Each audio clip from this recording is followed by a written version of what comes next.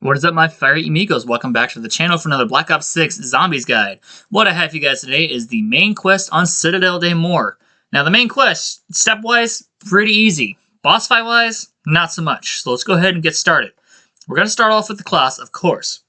To start out, we're definitely going to want something that has high DPS. Stuff like the GPMG-7, Compact SMG, Strider Pistol, Maelstrom, the PPSH, and lastly, if you have it, the Dresden 9mm, aka the MP40. Now, let's go on to the other parts of the class. We're going to start with the field upgrade. For sure, you're going to want Ether Shroud for the most part, but at some point, we will have the option to switch to Dark Flare. We'll talk about that later. For the equipment that you start with, this is what's going to be different. You're going to want a Shock Charge and a Molotov. These are very specific. They will help out tremendously during the Easter egg. And then let's go on and talk about the Gobblegums. Technically speaking, you don't need any for the Easter egg steps in this entire quest, at all. However, the boss fight, they could come in handy. So things I would recommend would be the top 3 Savior perks, Near Death Experience, Phoenix Up, and Nowhere But There. Others that can work would be Power Keg, Arsenal Accelerator, Insta-Kill, Max Ammo, Wonder Bar of all things, that will be helpful, and then finally, Wall Power. Alright, let's talk about the augments, since the augments are really important for this Easter egg. First thing for Juggernog, I would definitely put on Probiotic over Reactive Armor, but still Reactive Armor is going to be your go-to savior in this for the major augment, and then for the minor augment, definitely still put on Hardened Plates. For Stamina, you want to run Hot Foot. For Speed Cola, I would put on Supercharge for the major augment. For the minor augment, probably just put on Swap Weapons Faster. For PhD, you want to run Tribologist. Now, you could run Environmentalist because the fire that the boss spits out later in the boss fight, which we'll talk about, can be avoided with the use of Environmentalist. But the problem is the Tribologist is just so much better because of the fact that you need to move around a lot. For Quick Revive on solo, you could run Dying Wish. I would not recommend it at all. So if anything, I would recommend EMT. And then for the minor augment, I would recommend the Speed Boost. Augments to run for Vault Rates, since this is the first map you can buy it on, I definitely recommend putting on Picky Eater, and also recommend putting on the Gas Cloud that increases your specials over time. For Melee Macchiato, you're going to want Espresso to make the sword swing faster. If you're living under a rock and don't know about that, you better wake up now, honestly. And then for the minor augment, Stick and Move. For Double Tap, obviously you want Double Standard and Double Time. For Deadshot, obviously you want increased critical damage. That's a big one. And then Reduced Hipfire is also pretty big.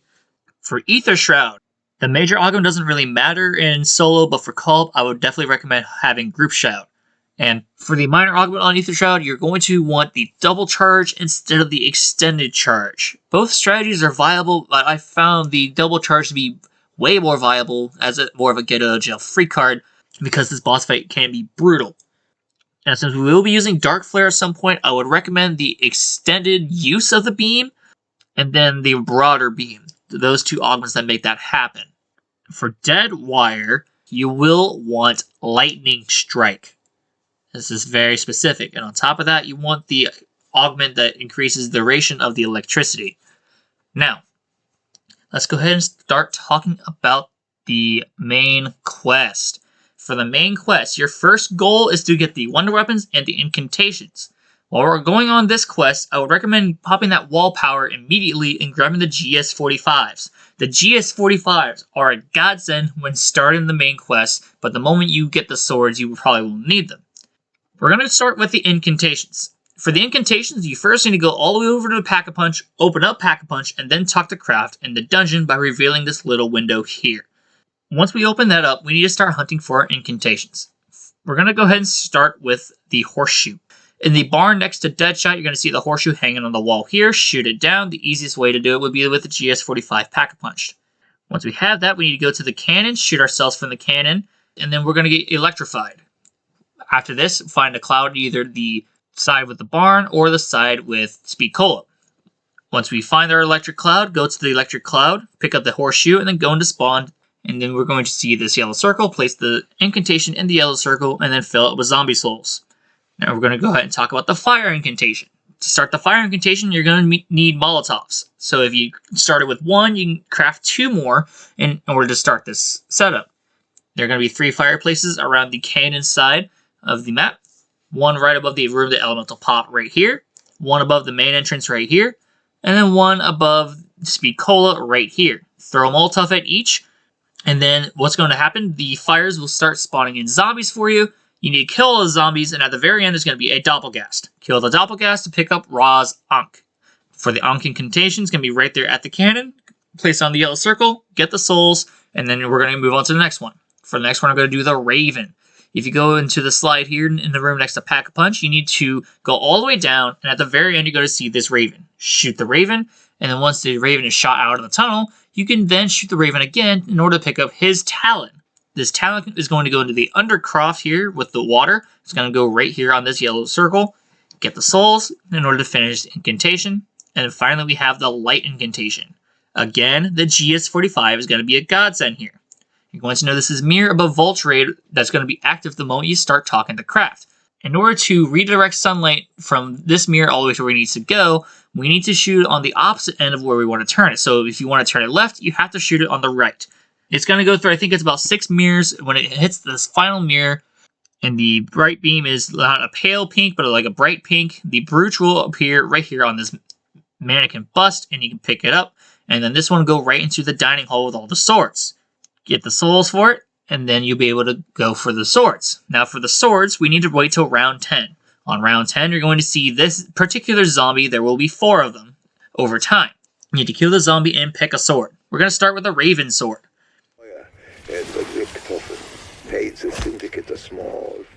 For the Raven sword, the first thing we need to find is an antiquity. There are 5 antiquities total that you could have potentially spawn, but you're only going to have 1 per game. If you're going to have this one, this will be Gemini. If you're going to have this one, this will be Leo. If you're going to have this one, this will be Pisces. If you'll have this one will be Scorpio. And if you have this one, this will be Aries. When you take this antiquity, go all the way down to the tavern, and in the tavern cellar, you need to interact with this circle here. This will not be interactable until you have picked up the Raven sword and the antiquity. So once you place your antiquity, you need to do the puzzle using this diagram here. We need to align the celestial being we have with its elemental-based symbol. So in this case of, let's say, for example, we have Scorpio. Scorpio will be this M with a tail, and then it'll be down triangle with no line, representing fire. Once you input the code, the puzzle will spin. If you didn't get it correct, don't worry, you could try again. But if you did get it correct, there will be music that starts to play, and then a purple circle will form on the floor. You need to guide the purple orbs that come out of the puzzle into the orb like a basketball hoop. There are going to be 3 per floor. And once you hit the top floor and do the final 3, you can then watch the orb go all the way down to the puzzle. And then once the orb hits the puzzle again, interact with the puzzle in order to drop the Raven sword into the ether in order to imbue it with ether power. We're going to go ahead and talk about the fire sword now. For the fire sword, the first thing we need to do is grab our fire sword and then put it in this statuette right here. Now we need to grab 3 fire pools and drag the fire back to the fire dragon. So the first one's right here on the bridge, interact with it, and then start running back to the fire dragon. Now you're going to notice that you will lose health over time. Don't worry, sliding into zombies will generate your health to full. Once we hit the statuette, interact with the statuette in order to transfer the fire. The second one is right here in spawn, and then the third one is right here in the barn side at the very end of the path. Once we have all 3, you can then pick up the sword once the dragon is completely done with breathing fire onto it. For the lion's sword, the first thing we need to do is grab the sword, of course. And once we grab the sword, there will be 4 golden parasites that will spawn. You need to kill these one at a time. Don't kill them all at the same time, though. So the moment we kill one of these golden parasites, there will be golden energy imbued to the sword. So we need to take this all the way down to the speed hole area, and you're going to notice this door with a lion head on it. Once we have the imbued sword, melee the door with the sword, and it'll add a symbol to the door. Once all symbols are meleeed onto the door, give the door a little knock, and then you'll be able to enter this room. Put the sword into the podium, and then there will be 4 symbols that fly out. The order of the symbols you need to shoot will be on the podium. So in this case, it's always the same order. It'll be circle with a circle, the snowflake, a triangle, and then circle with a line through the middle. Once you've shot all 4 in the correct order, there'll be a white flash on the screen, and then you'll be able to pick up the sword momentarily. Now, for the lightning sword, the first thing we need to do is get 3 lightning rods. The first lightning rod can be found in the Trailless Speed Cola. You can use either dead wire or that shock charge that I told you guys to grab. All we need to do is throw the shock charge on this shock box, and then the antenna up top is going to alleviate the lightning rod stuck to the very top of it. For the second lightning rod, it's going to be right next to Deadshot in this stack of hay. And then for the third one, this will not be able to be grabbed until you have the lightning sword. Once you have the lightning sword, going down into the dungeon with Quick Revive, you're going to see an armored zombie that will appear with the lightning rod on it. Simply melee kill the zombie, and then you can pick up the third lightning rod. Now, when we have all 3, go into the bridge section here next to Elemental Pop. You're going to notice this vase. Put all 3 lightning rods in the vase. A storm cloud is going to appear, and you need to melee the vase the moment the electricity strikes the blade. When you do it 3 times for each of the lightning rods, the storm cloud will go away, the vase will stop spinning, you can place the sword in the vase, and then you'll have the lightning sword. Now, for each of the incantations we did prior, each of the swords will correspond to each of the incantations. A lightning sword will correspond to the lightning incantation in spawn. The fire sword will correspond to the fire incantation in the castle area. The raven sword will correspond to the raven incantation in the undercroft. And then finally, the light incantation will correspond to the lion sword in the dining hall. Now that we've got that out of the way, we can start with the first step of the Easter egg. For the first step of the Easter egg, you are needing melee macchiato from the start. So if you haven't bought it already, make sure to buy it now. And in the undercroft section, you're going to notice this wall here that has cracks on it. Simply punch it out in order to reveal this puzzle. This puzzle is a 4x6 grid of a ton of symbols. We need to shoot symbols in the correct order in order for the next step to happen. These symbols are in the tavern itself. You're going to notice these jars all around the tables. They're always in the same spot. So here's one right here. Here's the second one. Here's the third one. Here's the fourth one. Here's the fifth one. And then here's the sixth one. When you find one of these jars, interact with it to reveal a symbol. What I like to do for these is interact with the first 3 in order to get your symbols, then go back to the undercroft in order to shoot them in. The moment you shoot one symbol, it will randomly generate symbols until it stops, then you need to find your symbol again. Doing it by 3s is less stressful on your minds, that way you can just go back and forth, instead of having to go back and forth for each individual symbol. Once you shoot all 6 in the order that they give you, this set of concrete will dissipate, revealing a book. We need to find the pages of this book. These pages are in this section with stamina. Now, these are split by sections, so to speak. Each of these have 4 spawns, but if you look around the general area, you should be able to find them. I'm going to start with the area that's close by to the bunk beds. So here's my first one. And then I go to the bunk bed section. Here's my second one. Then I go to the area with the couch and the TV. This is the third area. So here's my third one. And then finally, the walls behind the areas with the TV and couch. And this is my fourth one. Once we have all 4, we need to place them in the book to reveal an order. This order will tell us the order of the points of power traps we need to use. But I'm going to stop it right there. There's a very easy way to do this step without having to do this entire process. So going back to the order I just read those pages off to you, starting with the area behind the bunk beds and forward, that is the order you need to activate the point of power traps. For example, the one in the room with stamina will always be the last one, so that one will always be in the area just outside the area with the couch. So the first one we need to start here will always be the first one. The second one we find here will always be the second one. And then the third one we find here next to the couch will always be the third one. That is the easiest way to do this without have to waste time doing the entirety of the puzzle area. Now that we got that out of the way, the first thing we need to do is find those set point of power traps. The first point of power trap is in the dungeons with Quick Revive. The second point of power trap is in the one with the Pack Punch machine. The third point of power trap is in the area of Speed Cola right here. The fourth point of power trap that we need to worry about is right here next to the armor station at the castle wall. And then the fifth one is right here next to Deadshot. Like I said before, the one of the stamina is always last, so we don't have to worry about this one in this room. What we need to do is look at these traps carefully and see which ones match to our paper. If you have a pointed power trap that looks like this, where you can't physically see the outline of the slips of paper, then that is not a pointed power trap you're going to need. Keep that in mind. The order of my papers were a symbol with eyelashes, a symbol with 4 spokes, and then a symbol with 8 spokes, in that order. My eyelashes symbol, if you look at this pointed power trap at Speed Cola, it looks like it has eyelashes in it. My 4 spokes was the one in Quick Revive, and then my 8 spokes was the one next to Deadshot.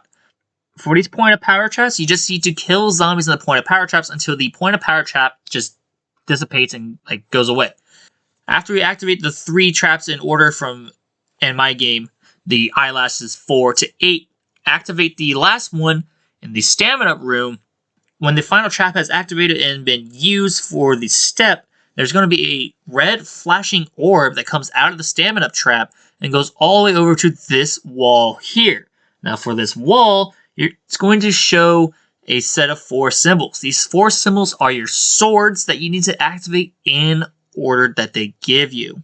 So in my case, my wall was Lion, Electric, Raven, and Fire. So what we need to do now is make sure that we have our incantations at this point in the game. If you don't, make sure to grab them for this next step. What we need to do is prove our worth to the bastard sons. The first thing to do would be to hit their designated statue with the incantation. If it glows like this, you did it correctly. If you did the wrong statue, it will not glow at all. Just keep that in mind. And then afterwards, we need to inspect our sword. Inspecting our sword will make it glow yellow permanently. Now, in the game I'm showing you that it is the game I've been talking about, you can prematurely stop the inspect and it'll still count for the step. It's kind of weird, but it's cool at the same time. So my order was Lion first. So the next one was Electric. So I used the Electric incantation, then inspected the Electric sword. The next one was Raven. I did the incantation and then I inspected the sword. And then finally I did the incantation and the inspect for the Fire sword. And when that is done, all 4 knights should be saluted, glowing yellow, and then all of a sudden, a white beam from the 4 of them will go down towards the center and lower the Mystic Orb. You need to pick up this Mystic Orb to start the next set of steps.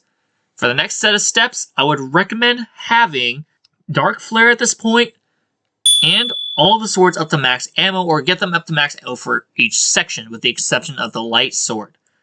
So we're going to start off with the light sword challenge area. For the light sword, you need to insert the Mystic Orb into this wall mount here. Once you insert it into the wall mount, interact with it again to start the challenge. For the challenge itself, there are going to be light orbs that are around the area. You simply need to walk into the light orbs in order to give them a path to the Mystic Orb. Now, I don't know the exact amount of times you need to interact with the orb. I just know that over time they will slowly disappear. I think it's like at most 12 times for the orbs. If they're all to the Mystic Orb, you hear a little chime sound, and then the orb will say, hey, you can pick this up. Now we're going to start next with the Raven Sword Incantation. This one can be found in the Undercroft close by to the incantation location right here on this wall. For this one, you're going to need to get specifically shadow kills. So with the Raven Sword at max ammo, you can get the shadow kills easily. Or if you use Dark Flare, you can use Dark Flare in here to get the shadow kills just fine. It counts just the same. When you get the chime sound, you can move on. Next one we're going to be tackling is going to be the electric one. To start the lightning challenge for the Mystic Orb, it's going to be right here next to the lightning incantation. Now, the electric one's really, really tricky. If you use the lightning strike augment I told you guys to add for the dead wire augment, all you need to do is have a lightning strike shoot down, and then you need to kill all the zombies with the lightning strike. If that doesn't work for you, don't worry. A max ammo electric sword will guarantee the same augments you have for dead wire, just acted upon the sword. So lightning strikes will happen more often than not with the sword alone if it's at max ammo. Once the challenge is done, you can pick up the orb. Then we're going to go over to the last one, the fire challenge. To start the fire quest, go to this mount right here and insert the Mystic Orb.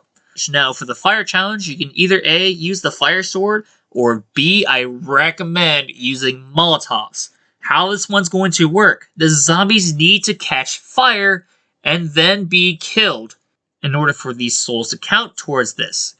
The best way to catch these zombies on fire would be to throw a Molotov on a train and then kill the entire train, and they'll count towards it. If you have the fire sword, just gather up a train and shoot the fireball charge shot at them, and they'll all explode, counting towards the charge shot. Once you hear the chime again, pick up the Mystic Orb one more time, and then we are done with the challenges.